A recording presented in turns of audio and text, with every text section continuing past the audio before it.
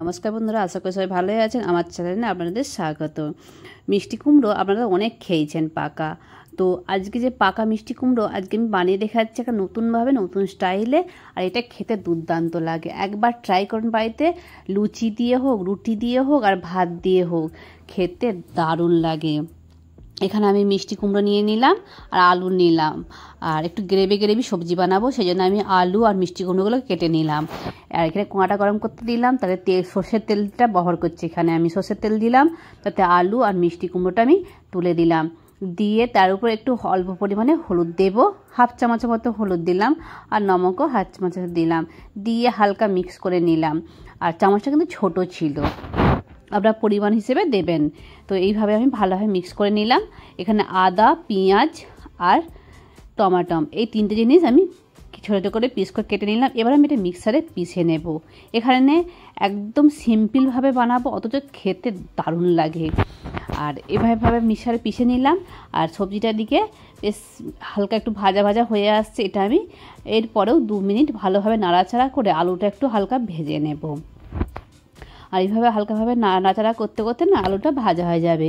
আর বন্ধুরা, স্কিপ করবেন না, এখানে আমি কী আরও মশলা দিলাম সেটা দেখে নেবেন। আর এখানে খুব সিম্পলভাবেই বানাচ্ছি, আর খেতে কিন্তু দারুণ লাগে। অবশ্যই বাড়িতে ট্রাই করবেন, দেখবেন আপনাদের খুব ভালো লাগবে। এখানে এবার আমি 4 চামচের মতন তেল দেবো। চামচটা খুব ছোটো, এখানে 4 চামচ তেল দিলাম, সঙ্গে একটু হলুদ দিলাম। এরপর পেঁয়াজ, আদা আর টমাটম বাটাটা আমি এখানে সর্ষের তেলের উপরে তুলে দিলাম।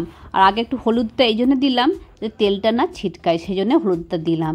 এরপর আমি এখানে 1 চামচের মতো লঙ্কা দেবো। লঙ্কাটা খুব ঝাল না, কিন্তু কালার খুব ভালো আসে, সেই জন্য আমি এখানে 1 চামচ দিলাম। আর নমক দিলাম 1 চামচের একটু কম, আপনারা পরিমাণ মতন যেমন সবজি বানাবেন সেই হিসেবে দেবেন। মশলাটা কষে নিলাম, যতক্ষণ না তেলটা বাইরে ছেড়ে আসছে মশলা থাকতে, ততক্ষণ আমি এটা কষতে থাকলাম। আর কষতে কষতে বন্ধুরা, এইভাবে আপনারা অবশ্যই ট্রাই করবেন এবং সম্পূর্ণ ভিডিওটা দেখবেন, আপনাদের খুব ভালো লাগবে। আর আলু আর কুমড়োটা যে ভেজে রেখেছিলাম হালকা, তো সেটা তুলে দিলাম। দিয়ে 2 মিনিটের মতো একটু কষে নেব। আর এটা কষে নেব। কষে নেওয়ার পর এখানে আমি বেশি জল দেবো না, আলুটা তো সিদ্ধ হয় না, সেই জন্য আমি 1 গ্লাসের মতন জলটা দিলাম আলুটা সিদ্ধ করার জন্য। আর কুমড়োটা তো অল্পতেই সিদ্ধ হয়ে যাবে। তো আমি এটা মিডিয়াম আঁচে রাখবো, খুব আঁচটা কমিয়ে দেবো না, আর বেশি আঁচেও রাখবো না, এটা মিডিয়াম আঁচে রাখবো। এবার এটা আমি 2 থেকে 3 মিনিটের মতন চাপা দিয়ে দিলাম।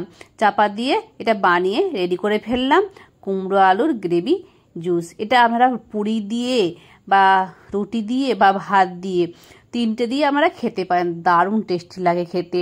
অবশ্যই বাড়িতে ট্রাই করবেন এবং বলবেন কেমন হয়েছে। আর একটা কুমড়ো ভাঙবে না। আর এখানে গরম গরম ভাত নিয়ে নিলাম। এখানে আমি 4 চামচের মতো ভাত নিলাম। মিষ্টি কুমড়ো আর আলুর যে গ্রেভি সবজিটা বানিয়েছিলাম সেটাও নিয়ে নিলাম। আর বন্ধুরা, রেসিপিটা কিন্তু দারুণ হয়েছে এবং দারুণ খুশবু আসছে। আর সিম্পল মশলাতে দারুণ টেস্টি খাবার।